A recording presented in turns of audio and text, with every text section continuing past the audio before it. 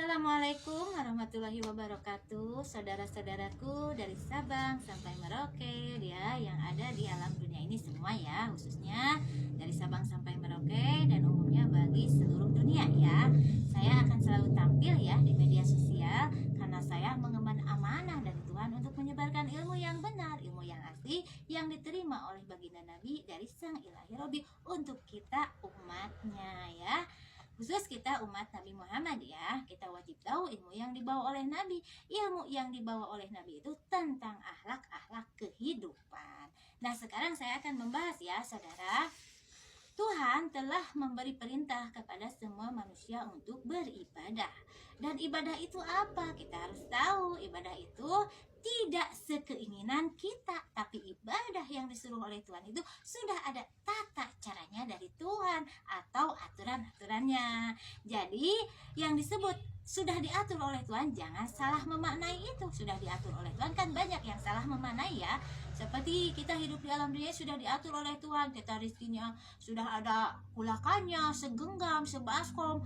Kita sudah matinya sudah diatur oleh Tuhan, kita menjalankan kesesatan, kita menjalankan kebenaran sudah, bukan itu maknanya, saudara. Jangan salah memaknai tentang itu ya.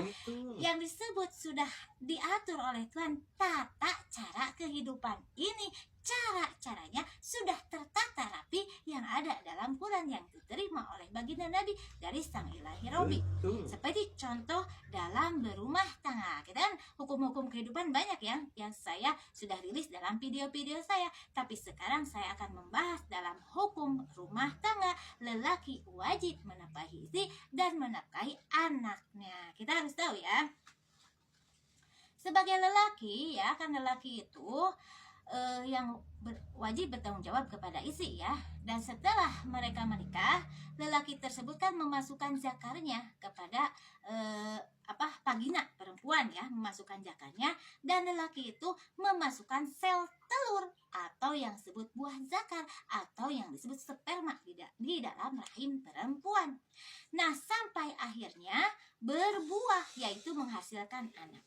Jadi hasilnya perempuan itu cuma dititipi oleh lelaki, yaitu lelaki itu menitipkan sel telur atau spermanya di dalam rahim perempuan sampai berbuah, dan perempuan itu mengandung, melahirkan dan menghasilkan anak. Jadi hasilnya perempuan itu hanya dititipi oleh lelaki. Maka kaum lelaki wajib menafkahi anaknya dan menafkahi istrinya yang telah kau nikahi dan anak yang telah kau simpan di dalam rahim perempuan tersebut sampai menjadi anak. Nah, kita harus tahu wajibnya ya, seorang lelaki kan menafkahi istri, memberi makan, pakaian, minuman, tempat, dan mendidik semampunya, dan wajib menafkahi anak kandungnya. Dari usia berapa? Kita harus tahu.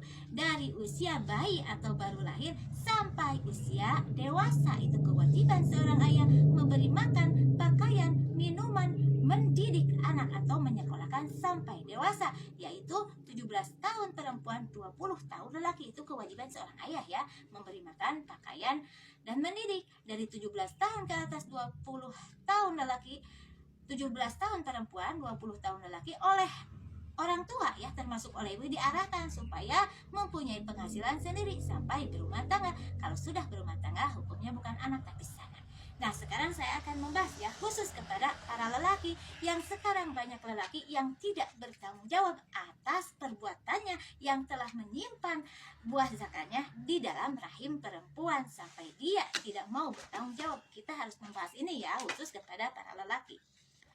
Di saat kalian berani menyimpan buah zakar kalian atau sperma kalian ke dalam rahim perempuan sampai berbuah, yaitu menghasilkan anak, kalau kalian tidak mau bertanggung jawab kepada perbuatan kalian, yaitu menyimpan buah zakar sampai menghasilkan anak, kalian tunggang langgang tanpa mau terbebani oleh yang wajib kau nafkahi, yaitu anak, maka kalian dilaknat oleh Tuhan, itu dimurkai. Karena apa? Karena telah melanggar aturan Tuhan. Karena aturan Tuhan kan seorang bapak wajib menafkahi anak dari usia bayi sampai dewasa, yaitu 17 tahun perempuan, 20 tahun lelaki. Walaupun kalian telah menceraikan istri-istri kalian, tapi istri kalian membawa anakmu sebagai titipan buah zakarmu kepada perempuan tersebut walaupun telah bercerai dengan istrimu, tetap kalian wajib menafkahi anak kandungmu. Kalau anak kandungmu masih wajib dinafkahi, yaitu dari bayi sampai 17 tahun perempuan. Tapi bagaimana kalau seorang lelaki yang menceraikan istrinya tidak mau bertanggung jawab kepada hasil perbuatannya atau buah zakarnya, maka lelaki tersebut akan dilaknat oleh Tuhan, dimurkai oleh Tuhan, dan akan dipinta pertanggungjawaban di yaumil hisab.